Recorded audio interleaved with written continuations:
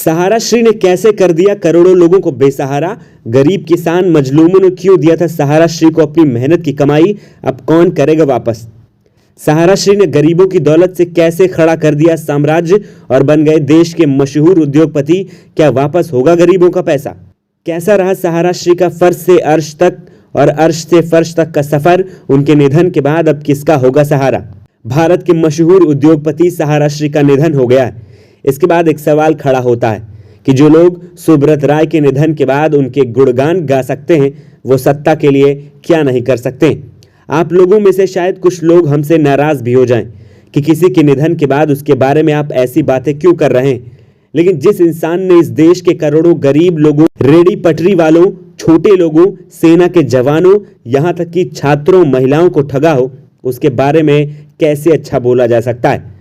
उसके लिए तो बस यही कहा जा सकता है कि सुब्रत राय दुनियावी तौर पर एक गंदा और स्वार्थी इंसान था। उसे अपने फायदे के लिए उस पटरी वालों को ठगने में कोई शर्म नहीं आई।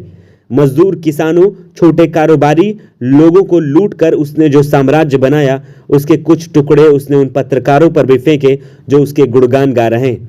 गरीब लोगों को अठन्नी चवन्नी लूट कर ऐश करने वाले सुब्रत राय सहारा इन पत्रकारों को जहाज तक घुमाते हुए नजर आए थे। यही कारण है कि ये पत्रकार आज ऐसे व्यक्ति के जाने का गम मना रहे हैं जिसने न जाने कितने लोगों के सपने कुचल दिए। अपना इतना बड़ा साम्राज्य खड़ा करने के लिए जिन पैसों का इस्तेमाल किया वो इस देश के सबसे गरीब लोगों से 5, 10, 20 रुपए की डिपॉजिट लूट करके खड़ा किया गया है। हो सकता है आप लोगों को हमारी ये बात बुरी लग रही हो, लेकिन सुब्रत राय की ये सच्चाई ना किसी से छिपी है, ना ही उसके निधन के बाद उसके काले करतूत और पाप धुल जाएंगे। क्योंकि हर कोई जानता है कि सुब्रत राय के सहारा पर भरोसा करके औरतों ने अपने पैर की पायल तक को बेचकर सुब्रत राय के सहारा पर पैसे लगा दिए। लेकिन उनको इसके बदले में क्या मिला? धोखा। सुब्रत राय ने उन गरीब लोगों को अपने मूल अधिकार के लिए भी सुप्रीम कोर्ट तक दौड़ा दिया।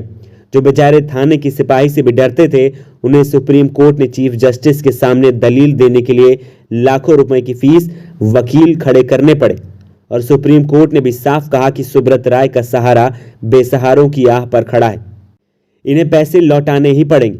लेकिन सुब्रत राय ने तो कोर्ट को ही कुछ नहीं समझा, वो तो सुप्रीम कोर्ट को ही नचाने लगा। 3 नोटिस पर भी वो सुप्रीम कोर्ट में हाजिर नहीं हुआ, तब जाकर सुप्रीम कोर्ट ने उसे गिरफ्तार करने का आदेश दे दिया। आप लोगों को शायद याद हो 4 मार्च 2014 जब सुप्रीम कोर्ट में पेशी के लिए आया था तो जिन लोगों को उसने उजाड़ कर पत्रकारों को लट्टू की तरह नाचने की ताकत हासिल की थी, उन लोगों ने उसे चेहरे पर कालिक पोत दी। गरीबों को उजाड़ कर उनकी मेहनत की कमाई पर अपना साम्राज्य खड़े करने वाले सुब्रत राय को पिता समान अभिभावक और न जाने क्या क्या कहने वालों को शर्म आनी चाहिए। 31 अगस्त 2012 को सुप्रीम कोर्ट ने सहारा ग्रुप को ब्याज के लिए निवेशकों की जमा रकम 25,781 करोड़ से भी सहारा रिफंड के खाते में पैसा जमा करने का निर्देश दिया था।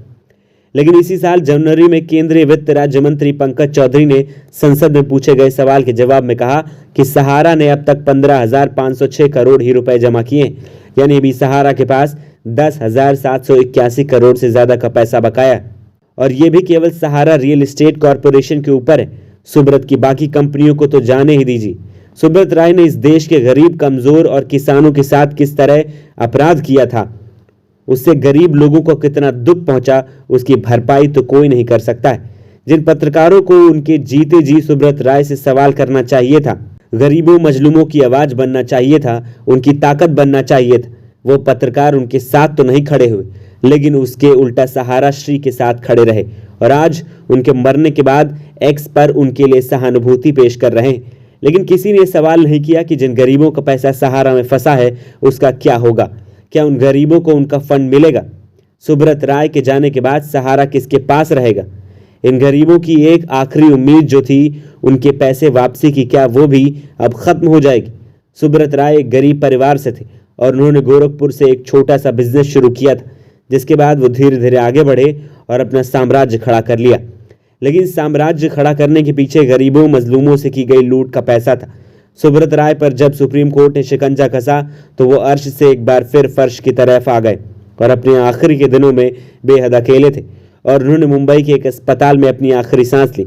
उनका परिवार फिलहाल यूरोप की एक कंट्री में है, वहाँ की नागरिकता भी ले चुका है, जहाँ पर उनके बेटे, पत्नी, उनका पूरा परिवार रहता है।